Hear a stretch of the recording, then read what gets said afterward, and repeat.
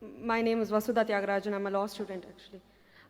Firstly, I would like to thank you for giving us such an informative talk on terrorism and Islam. My question is, what do you think is the reason for the sudden increase in the number of terrorist organizations which are basically Islamic and they fight in the name of Islam?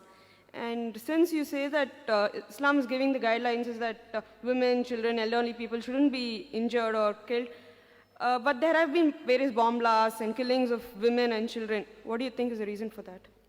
Thank you. The sister asked a very relevant question, that what is the reason that there's increase in terrorist organization among the Muslims and so many bomb blasts, and especially when Islam says you should not kill children, etc. What is the reason? And that's a very good question. Personally, tell you again that personally I haven't met and interviewed any so-called 100% hardcore terrorist. I haven't met. But I can give the reasons, the logical answers why such thing may be happening. Number one, some people may really be terrorizing the innocent people. Some Muslims may be on the wrong track. They may not be following the guidance of the Quran. Like you have black sheep in every community. One of the number one terrorists of human history, who it is? It is Hitler. He has incinerated 6 million Jews. So can I blame Christianity for that? Hitler was a Christian. So I can't say because Hitler incinerated 6 million Jews, therefore Christianity says that you have to. He alone, if you add up all the terrorist organizations put together, I doubt whether they'll reach 6 million. One individual alone. Again, Mussolini. Mussolini is a Christian. So just because Mussolini killed thousands of innocent people, that does not mean I can blame Christianity for that.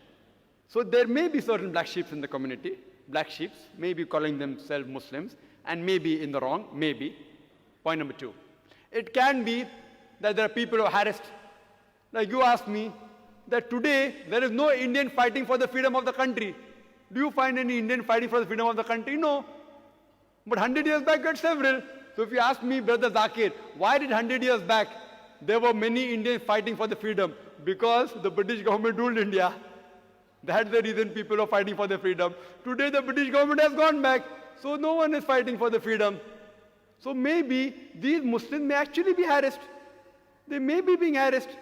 And you find this in several parts of the world, in Palestine, etc., that you find that maybe if you go to the history, if you go back to the history and you find that they have really been harassed, and if no one is coming out to help them, they are resorting to whatever means they have. Like the example which is given in the Bible, David and Goliath. The stone was sufficient. So who's to blame? We are to blame. We are to blame that we aren't going to the root cause of the problem. If there's a terrorist organization, we have to go and really find out what is the reason that they have resorted to terrorism. The only way we can solve this problem. Just by killing them, these terrorists, it will not solve the problem. If you kill one, there will be 10 emerging. What we have to do, we have to go and find out what is the reason. Why are you resorting to this method? We have to go back to the root cause. It is like giving the example of Palestine. When Hitler incinerated 6 million Jews, the Jews were kicked out from Germany. And the Palestinians, they said, Ahlan wa sahlan, you are our cousins, come and join us. It is like I tell a stranger that if you have a problem, come and stay in my house. After a few years, he kicks me out of the house. And when I start making a noise outside my house, that see, these people have entered my house, so you call me a terrorist. Am I a terrorist? I have welcomed a person as a stranger, just as a human brother. I got him to the house. After a few months, he kicks me out, and when I say that I want my house back, you say that I'm a terrorist. Who's to blame? We are to blame. We are to blame. We have to find out that what is the cause of the problem.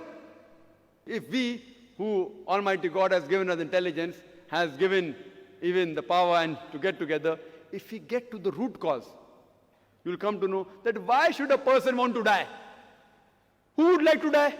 Who would like to die? A person who says that I say I'm going to get killed, so why not I die and take somebody else also?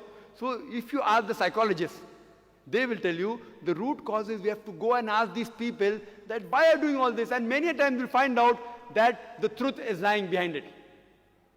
And the truth is that they may be being harassed, and some people may really be terrorists. Some people may be terrorists and the people for money, some people for fame, some people for politics. So I do agree, sister, that but majority what I feel, that they are being troubled, whether it be Muslims, whether it be Hindu, whether it be Christians, there has to be a backlash if a person cannot bear whatever torture that he's undergoing. He resorts, the psychologists say, and I'm a medical doctor, I have done my studies in medicine, they have to retaliate. It is human nature. So why should a person who would not like to raise a finger would like to carry a gun in the hand? Why? So what we have to do, we have to find the root cause and try and solve this problem. That's the only way we can see to it that these terrorizing the innocent people will stop and all human beings can live together as one brotherhood.